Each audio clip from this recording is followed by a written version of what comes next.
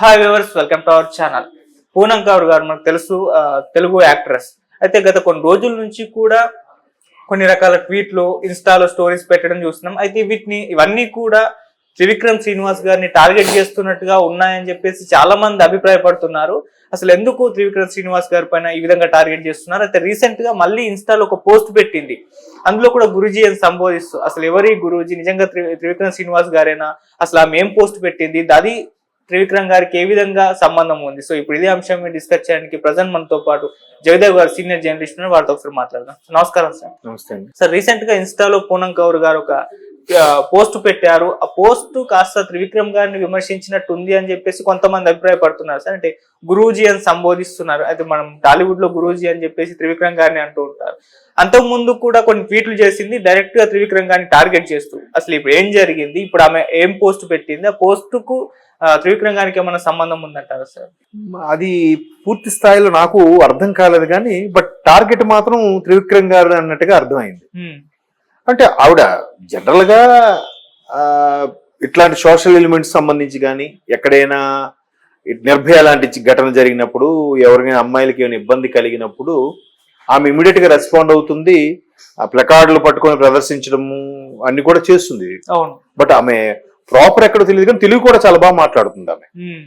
అయితే మొన్నటి కూడా వైసీపీ ప్రభుత్వం గురించి కూడా ఒక రెస్పాండ్ అయింది. అంటే ఎన్నికల ముందు ఎలన్ మస్క్ అనే వ్యక్తి ఏపీకి విజిట్ చేయడానికి వస్తున్నారు, ఇక్కడ ఏవో పెట్టుబడులు పెట్టడానికి వస్తున్నారు అనే విషయంలో మరి ఈయనకు కూడా 4 పెళ్లిళ్ళు అయ్యేవి, మీ వైసీపీ ప్రభుత్వం వీళ్ళకి ఓకేనా అన్నట్టుగా ఒక ట్వీట్ చేసింది.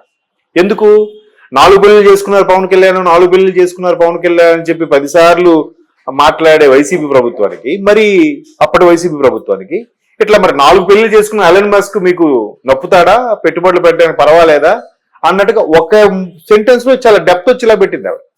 చాలా బాగా అది. ఇప్పుడు గురూజీ అంటూ ఏదో, అంటే మీరు ఒక్కొక్క అమ్మాయిని భారీగా చేస్తుంటారు, ఆ భారీగా చేసినప్పుడు ఆ భార్య భర్త చేసే చేష్టలకి దేనికి సమాధానం ఇవ్వకూడదు, భర్త ఏం చేసినా పడుతూ ఉండాలి, భర్తే సర్వస్వం, భర్త పాదాల దగ్గర ఇంత చోటు దొరికితే చాలు అన్నట్టుగా మీరు చేసేస్తారు, మీ రచనలు మీ స్క్రిప్ట్ల ద్వారా ఎదుటి వాళ్ళ బ్రెయిన్ ని ట్యూన్ చేస్తారు అన్నట్టుగా ఉంది.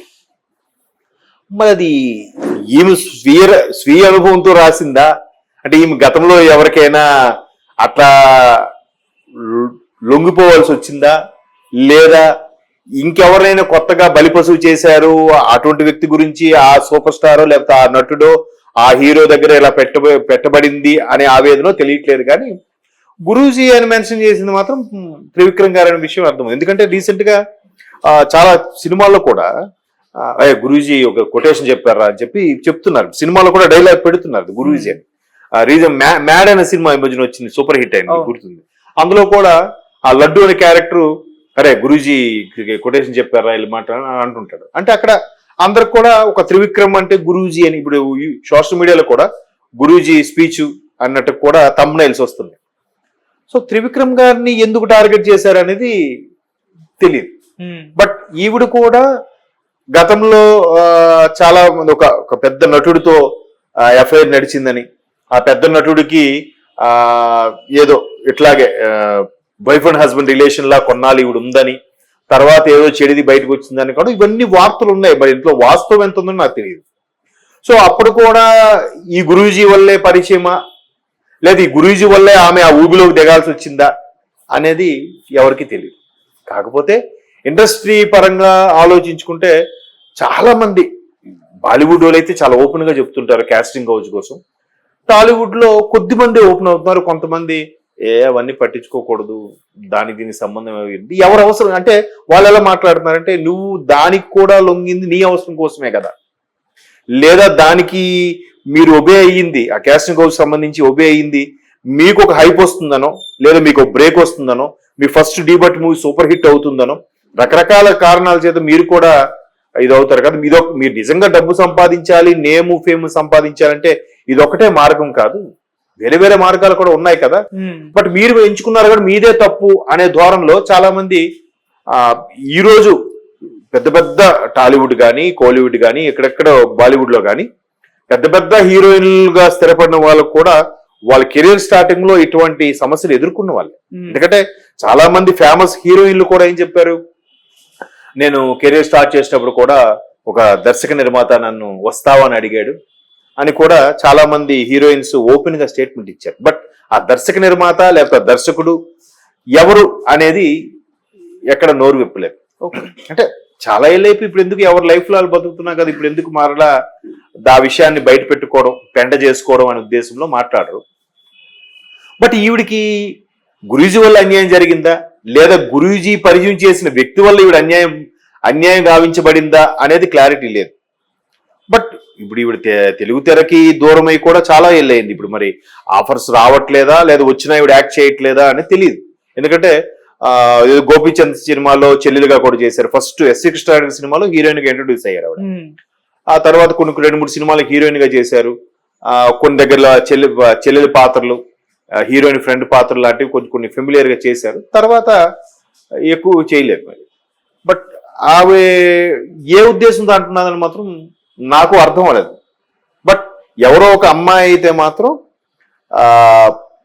బేబీ గురూజీ వారి కొటేషన్స్ వల్ల లేదా గురూజీ గారు పరిచయం చేయడం వల్లే అలాగ లోబడి లొంగిపోయి బతకాల్సి వస్తుంది, ఒక భారీగా హౌస్ వైఫ్ గా ఇంటికే పరిమితం అయిపోయేలా ఉండిపోతుంది అనే ఆవేదన అయితే ఆ ట్వీట్ లో నాకు కనబడుతుంది.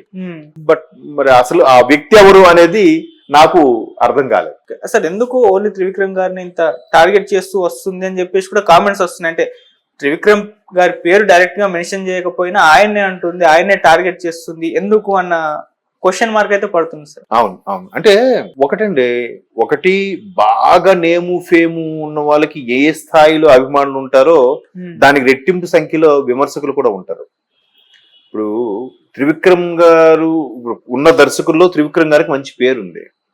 అంత త్రివిక్రమ్ గారికి కూడా అతని మీద బురజల్ల వ్యక్తులు కూడా రీసెంట్ గా గోగినే బాబు గారు త్రివిక్రమ్ గారికి ఒక సందర్భంలో ప్రస్తావించి ఏదో కామెంట్ చేశారంట. ఏంటి అదే ఈ హనుమంతు విషయం, ప్రణీత్ హనుమంతు విషయంలో మాట్లాడుతూ ఇంత పాండిత్యము, సాహిత్యము, ఇంత మేధావి లాంటి మంచి పేరు తెచ్చుకున్న గురూజీ లాంటి పేరు తెచ్చుకున్న త్రివిక్రమ్ కూడా గుంటూరు కారంలో ఎక్కడో ఒక వల్గర్ గా ఒక ఏదో డైలాగ్ రాశారంట, గుడ్డు నువ్వు పెట్టావా కోడి పెట్టిందా అని ఏదో సంథింగ్, మరి దాంట్లో ఏదో డబుల్ మీనింగ్ వచ్చేలాగా.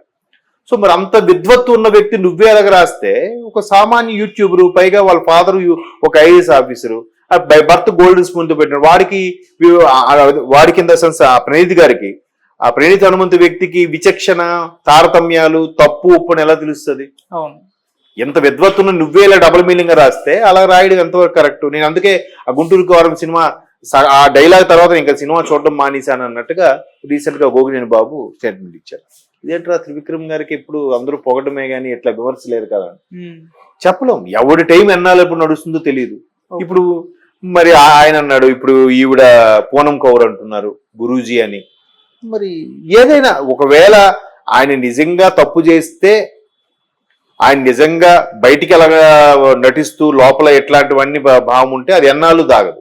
లేదు అతను మంచివాడుగా ఉండి వీళ్ళు బురద జల్లే ప్రయత్నం చేశారు, ఆయన పేరు వాడుకుంటే వీళ్ళకి అయిపోతుంది అనుకున్న అయితే ఆయన ఎవడేం చేయలేడు. ఆయన వైపు న్యాయం ఉంది కాబట్టి ఎవరేం మాట్లాడలేరు. బట్ ఈవిడ అతను ఎందుకు టార్గెట్ చేస్తుంది అనేది గతంలో కూడా కొన్ని పుకార్లు అయితే ఉన్నాయి. అవి ఎంతవరకు వాస్తవం మనకు తెలియదు. ఏదో అదే చెప్తున్నాను కదా, ఒక సూపర్ స్టార్, ఒక మంచి హీరోకి ఈయనే పరిచయం చేశాడు, దగ్గర చేశాడు అన్నట్టు కూడా ఫిల్మ్ నగర్ వర్గాల్లో ఇన్ఫర్మేషన్ అటు మాట్లాడుకుంటుంటారు. మనం కళ్ళతో చూడండి, చెప్పలేం.